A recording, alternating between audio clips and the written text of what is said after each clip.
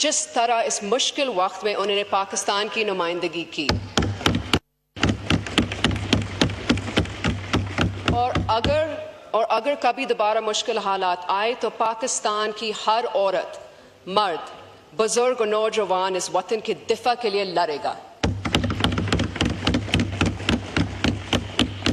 Today I speak as a voice for those whose voices are often left out of spreadsheets, graphs and budget documents, for the labourer who returns home with empty hands, for the mother deciding between buying milk and medicine, and for the student walking miles because their local school was never built, and for the flood-affected families still waiting for rehabilitation and justice. Mr. Speaker, budgets are not merely fiscal instruments. They are political documents. They reflect choices. They reflect priorities. And they reveal who we as a state choose to serve. Last year I said that Pakistan deserves better. Today I say it again with more urgency. Pakistan deserves a budget that is progressive, people-centric and protective of the most vulnerable in our society. Let us be honest. Economic growth means little if it does not translate into dignity for our people. GDP numbers mean little when 40% of our children are stunted and over 20 million remain out of school. Foreign reserves mean little. Foreign reserves mean little if our people cannot afford dal and roti. This is not the time for austerity to be imposed on the poor while luxuries remain for the privileged. This is the time for compassionate government, for redistributive justice, and for a break from the cycle that punishes the working class and rewards the elite. Mr. Speaker, we must invest in our human development. Education is not a luxury but a human right. We need to increase allocation for education, not as a formality but as a national emergency. The same goes for health. Health and education need to be more than just footnotes in this federal budget. If COVID-19 taught us anything, it is that the underfunded healthcare systems break first and bleed the longest. It is a shame that in 2025, Mr. Speaker, over 56 million Pakistanis still live without electricity. And instead of encouraging solar energy, the government in its short-sightedness has imposed tax on solar panels. We should not be punishing people for turning to solar energy. While the government boasts about its electricity generation capacity, it's doing little to ensure that that power actually reaches the people. My constituents continue to suffer through 15 hours of load shedding. Think of the labourer, the teacher, the student, the daily wage earner, enduring this sweltering heat, unable to study, unable to work with dignity. And now with these outrageous taxes on solar, they are being denied even the chance to find relief through clean, alternative and affordable energy.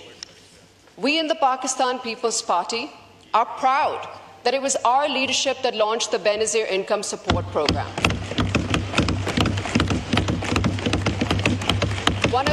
One of the largest social protection programs in South Asia. And we welcome the government's 21% increase in its allocation in this year's budget.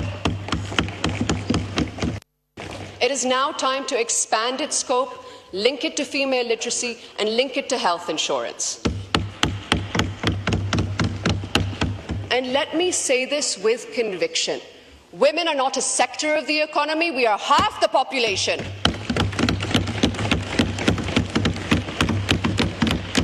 No economic plan can succeed if women remain excluded from opportunity, leadership and policy making. Let this budget deliver meaningful steps for gender-inclusive growth, not just token allocations, but real mechanisms for empowerment. Mr. Speaker, any federal budget that fails to allocate sufficient resources to disaster preparedness, for clean energy, water conservation, and agricultural adaptation is simply irresponsible. We cannot talk about future-proofing Pakistan without talking about the climate crisis. And Sindh was the worst hit by the 2022 floods.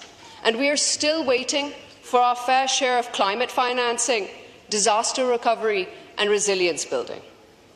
We in the Pakistan People's Party under the leadership of Chairman Bilawal Bhutto Zardari, are proud that we have made 2.1 million flood-resistant houses.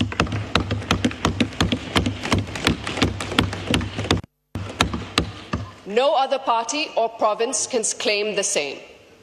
Today I speak of the legacy of Shaheed Mohtarama Benazir Bhutto, a leader who believed that politics must serve the poor, who taught us that the true measure of leadership is not the number of speeches we give, but the number of lives we uplift.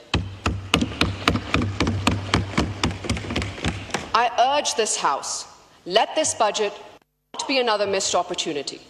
Let it not be another document that pleases the IMF while ignoring the soul of our people. Let it answer the cries of the flood-affected, the jobless graduate, the underpaid teacher, the small farmer and the widow receiving 12,000 rupees from BISP. Let this be a pro-people, pro-federation and pro-women's budget. Let it tell every Pakistani that yes, we see you and yes, we care. In closing, I want to echo with what Shaheed Prime Minister Zulfikar Ali Bhutto once said, that there are two kinds of politics, the politics of power and the politics of service. We choose the politics of service. Let that be our choice again. Thank you, Mr. Speaker. Thank you, Dee.